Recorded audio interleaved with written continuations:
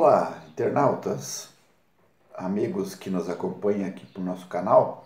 E a semana do dia 18 de setembro de 2017 começa com uma polêmica afirmação do general militar Antônio Mourão, que é secretário da de Economia e Finanças do Exército, e que ele afirmou em uma palestra de uma loja maçônica Grande Oriente, em Brasília.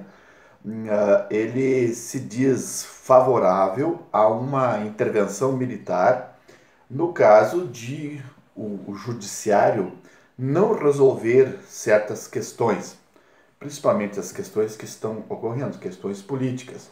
Disse ele, nas suas palavras, ou as instituições solucionam o problema político pela ação do judiciário, retirando da vida pública esses elementos envolvidos em todos os ilícitos, ou então nós, em tom de ameaça, né? Então nós teremos que impor isso.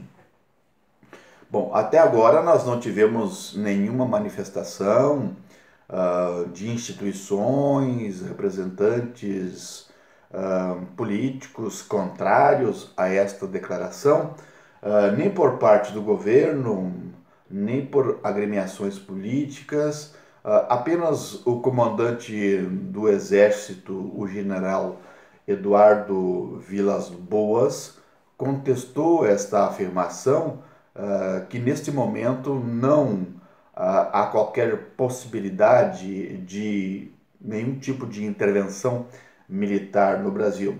A pergunta que fica é que, mas o general Mourão não quebrou, de certa forma, a hierarquia da ordem instituída dentro do próprio Exército? E o que diz o silêncio, até agora pelo menos, do ministro da Defesa, Raul Jungmann, que na verdade é o seu chefe maior? Não seria também uma contravenção, segundo o artigo 47 do Estatuto dos Militares da Lei 6880/80, que é vedado ao militar se pronunciar sobre política publicamente?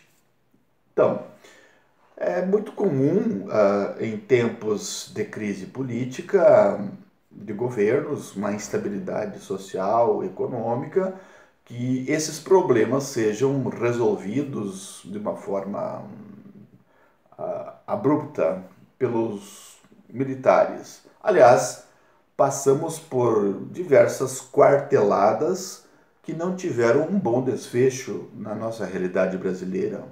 Houveram torturas, houveram perseguições, mortes, retrocessos nas instituições democráticas. E digo mais, talvez o nosso pouco jeito com a democracia decorra exatamente pela inexistência de um tempo democrático da mesma história política do Brasil.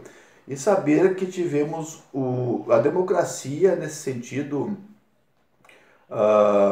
saber que nunca tivemos um período recente, tão longo de período democrático no Brasil, como nós tivemos a partir de 1985.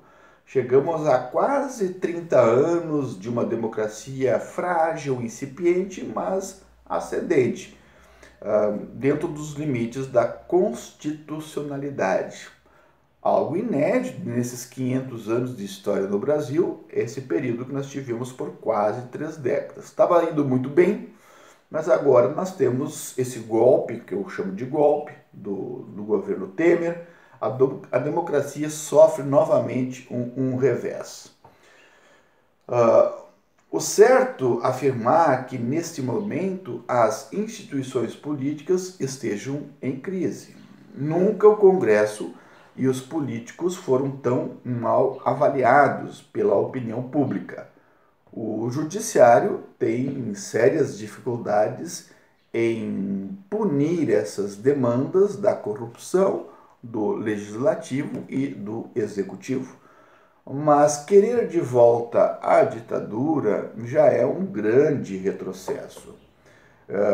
Quanto maior for o descrédito com a democracia e com a classe política, maior serão os percentuais daqueles que apoiam a ditadura. Por exemplo, uma pesquisa do professor de ciência política da USP, José Álvaro Moisés, uma pesquisa de 2006, ele percebeu que saltou de 15% para 20% o percentual dos que apoiam a ditadura. Então, quanto maior o descrédito com os políticos, maior fragilidade for a democracia, mais pessoas adeptas à ditadura. Eu acredito que nós tivemos experiências negativas com a ditadura.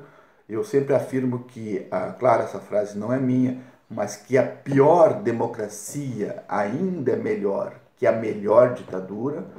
Esse direito de ir e vir, de argumentar, de se posicionar, mídia livre, congressos, eleições periódicas, é uma luta constante para a gente instituir, na verdade, essa democracia que nós chamamos uma democracia formal.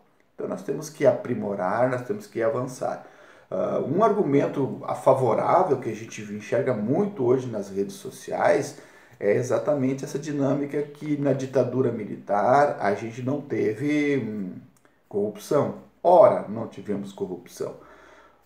Basta citar algumas obras superfaturadas que nós tivemos: Angra 1, Angra 2, Ponte Rio-Niterói, Transamazônica, Cuiabá-Santarém e os dezenas de estádios de futebol construídos na ditadura militar, que a gente não tem conhecimento ainda do que a corrupção que existia por detrás de tudo isso, porque a gente não tinha uma mídia livre, uma mídia independente. Então, muitos são favoráveis à volta da ditadura, que não é o meu caso. O meu caso é fortalecimento das instituições democráticas para que a gente possa amadurecer nesse processo democrático e constituir um país moderno, democrático, que nós tanto sonhamos. Então, portanto, no meu ponto de vista, ditadura nunca mais. Um abraço e até outro vídeo.